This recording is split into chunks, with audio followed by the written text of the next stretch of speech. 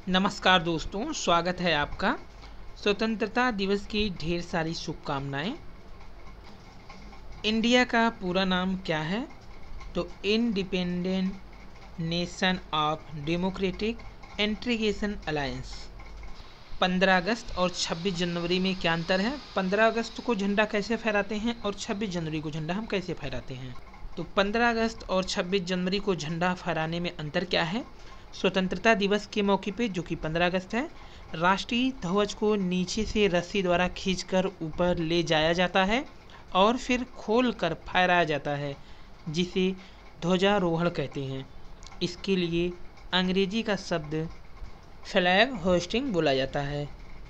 जबकि 26 जनवरी यानी गणतंत्र दिवस के अवसर पर झंडा ऊपर ही बंधा रहता है, जिसे खोलकर फहराया जाता है, जिसे झंडा फहराना कहते हैं। इसके लिए अंग्रेजी का शब्द फ्लैग अन। और 69,000 शिक्षक भर्ती में एनडीटीवी इंडिया के रवीश कुमार जी ने 2 पीडीएफ शेयर किए, जिसमें एक हरदोई है, दूसरा शाहजहांपुर का है, और एमआरसी के मुद्दे पर अपना एक पोस्ट भी शेयर किया। तो ये पीडीएफ है हरदोई का, जिसमें सीरियल नंबर है, इसके बाद रजिस्ट्रेशन नंबर है, डेट ऑफ बर्थ है, कास्ट है कौन से हैं, इसके बाद कहाँ होम डिस्ट्रिक्ट कौन सी है, फिर जेंडर, फिर गुणांक है इसमें, और इसके बाद यहाँ पे नेम क्या है, अलाउड डिस्ट्रिक्ट कौन सा है, फादर नेम क्या है और मदर नेम क्या है, उसके बाद काउंसलिंग का स्थल कौन सा है। ये पीडीएफ पूरी शेयर किया। और दूसरी पीडीएफ लिस्ट है 69,000 शिक्षक भर्ती की, जो शाहजहांपुर का है। इसमें भी वही चीज़ें गुणांक। तो ये है उनके द्वारा पोस्ट किया गया, शेयर किया गया पोस्ट, जो कि पूरी कई पेज में है। और नीचे लिखे इन्होंने जो शेयर किया है पीडीएफ, उसके बारे में देखिए। जिला हरदोई का है, जो कि पीडीएफ इन्होंने शेयर किया था। दूसरा है जिला शाहजहांपुर का। तो आइए अभी इसको विस्तार से समझते हैं। तो 15 अगस्त मनाने के कारण ही इसी दिन भारत आज़ाद हुआ था, इसलिए 15 अगस्त यानी स्वतंत्रता दिवस मनाते हैं। जबकि 26 जनवरी को मनाते हैं गणतंत्र दिवस। तो भारत का एक राष्ट्रीय पर्व है गणतंत्र दिवस, जो प्रतिवर्ष 26 जनवरी को मनाया जाता है। इसी दिन सन 1950 को भारत सरकार अधिनियम एक्ट 1935 को हटाकर भारत का संविधान लागू किया गया था। 26 जनवरी को इसलिए चुना गया क्योंकि 1930 में इसी दिन भारतीय राष्ट्रीय कांग्रेस ने भारत को पूर्ण स्वराज घोषित किया था। तो 26 जनवरी और 15 अगस्त मनाने का यही कारण है। इस दिन भारत 15 अगस्त को स्वतंत्र हुआ था, जबकि 26 जनवरी को भारत का गणतंत्र दिवस होता है, एक पर्व होता है जिसमें भारत का संविधान लागू हुआ। तो ये है 15 अगस्त और 26 जनवरी में अंतर। वहीं अभिनेता सोनू सूद ने प्रयागराज की बेटी की पढ़ाई में मदद करेंगे। तो कोरोना की मार झेलने के लिए मसीहा बने बॉलीवुड एक्टर सोनू सूद प्रयागराज की बेटी वैष्णवी की पढ़ाई में पूरी मदद करेंगे। सोनू ने वैष्णवी का कक्षा 9 में दाखिला दिलाने और पढ़ाई में मदद का आश्वासन दिया है। फिल्म एक्टर ने वैष्णवी और उसके भाई शुभम को जयपुर भेजने का भी इंतजाम किया। तो जयपुर में शुभम की बड़ी बहन नौकरी करती है। अंततः शुभम ने सोशल मीडिया पर सोनू सूद से जयपुर जाने का किराया और बहन के एडमिशन कराने की गुहार लगाई। सोशल मीडिया पर संदेश देखने के बाद सोनू की टीम ने शुभम से संपर्क कर समस्या की जानकारी ली। इसके बाद सोनू ने शुभम और वैष्णवी को बस से जयपुर जाने के लिए टिकट कटवाया। सोनू ने सोशल मीडिया के माध्यम से शुभम की बहन का एडमिशन जयपुर में कराने का आश्वासन दिया। शुभम ने हिंदुस्तान को बताया कि उनकी मां की मृत्यु के बाद वो बेसहारा हो गए थे। सोनू ने टिकट भेजा तो जयपुर आए। अब ट्रांसफर लेकर जयपुर में नौकरी करेंगे ताकि पूरी पगार मिले और छोटी बहन के साथ रहकर पढ़ाई भी करें। तो आइए विस्तार से जानते हैं रवीश कुमार जी के पोस्ट के बारे में। तो रवीश कुमार जी, जो कि एनडीटीवी इंडिया के हैं, उन्होंने एमआरसी पर कुछ पीडीएफ जो सेंड किया था हमने दिखाया।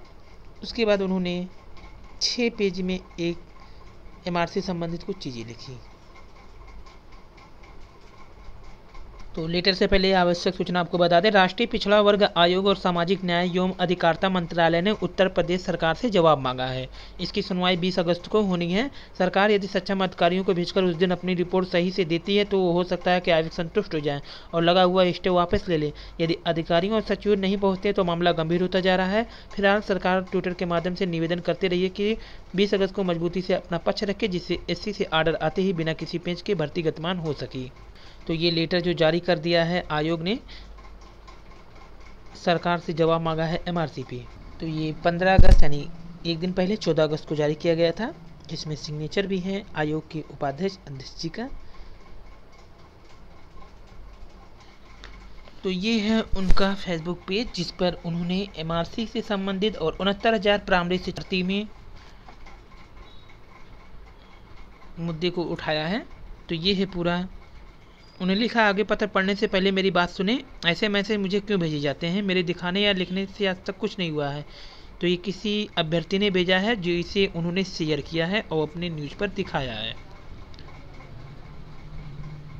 नीचे MRC का मुद्दा टैग किया और शुरुआत में हमने जो PDF आपको दिखाया था, जो अपलोड किए थे, उसको भी यहाँ पे बताया गया है। हरदोई में 2450 सीट में अनारक्षित की 1225 सीटों के सापेक्ष में 1525 सीट दे दी गई है, जबकि समान वर्ग का चयन कर दिया गया है। सीधे सीधे एक ही जिले में OBC की 300 सीट का इन्होंने कहा है कि घाटा हुआ है। और शाहजहाँपुर में जहाँ 1450 सीट है, वहाँ पे 725 के सापेक्ष 880 सीट समान वर्ग का चयन हुआ है। यहाँ भी OBC SC के 155 सीटों का यहाँ पे घाटा है दिखाया है और लैपिंग भी नहीं हुई है। OBC SC की जो अभ्यर्थी समान वर्ग की मेरिट के बराबर या अधिक कटाव पर पाए हैं, उन्हें भी अनारक्षित में समायोजित न करके निर्धारित कोटे में कर दिया गया है, जो आरक्षण नियमावली में उच्चतम न्यायालय के निर्णय का खुल्लम-खुल्ला उल्लंघन है।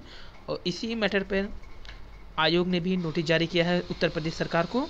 फिर नीचे लिखा है इन्होंने, समान वर्ग अन्य पिछड़ा वर्ग के गुणांक के मात्र 0.4% का ही अंतर है। समान वर्ग का गुणांक जहां 67.1 है, वहीं OBC का 66.7 है तथा SC का 61.5 है। नियमतः समान वर्ग के 31,000 तक की रैंक का चयन होना चाहिए था, लेकिन लगभग 50,000 रैंक तक के चयनित कर दिए गए हैं।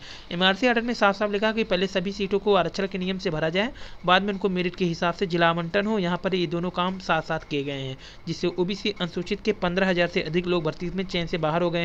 ये लिखा है अपने पेज में। उनकी जगह समान से लड़के लोग आ गए हैं। हमने आज सचिव से बात की, उन्होंने कहा कि शासन का आदेश है, वो सुनने के तैयार नहीं हो रहे हैं, अपनी गलती मानने को भी तैयार नहीं है। लोगों के अधिकार का हनन हुआ है। हम सिर्फ ये चाहते हैं कि पहले 69,000 सीटों पर आरक्षण के नियम के अनुसार कैंडिडेट भरे जाए। तो ये लंबा पेज था जिसमें से मुख्य पॉइंट आपको बता दिया गया है। और मंत्री जी ने कहा, अगर आप DLED TT पास है तो कोई गारंटी नहीं कि आपको शिक्षक हम बना देंगे। और ये है आयोग का नोटिस।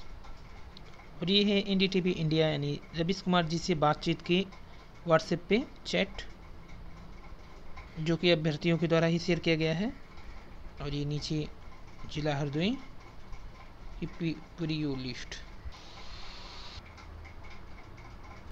यह दिन है अभिमान का, भारत माता की मान का। हमारे देश के वीर सैनिक झंडा फहराते हुए प्रकृति भी स्वतंत्रता दिवस मनाती हुई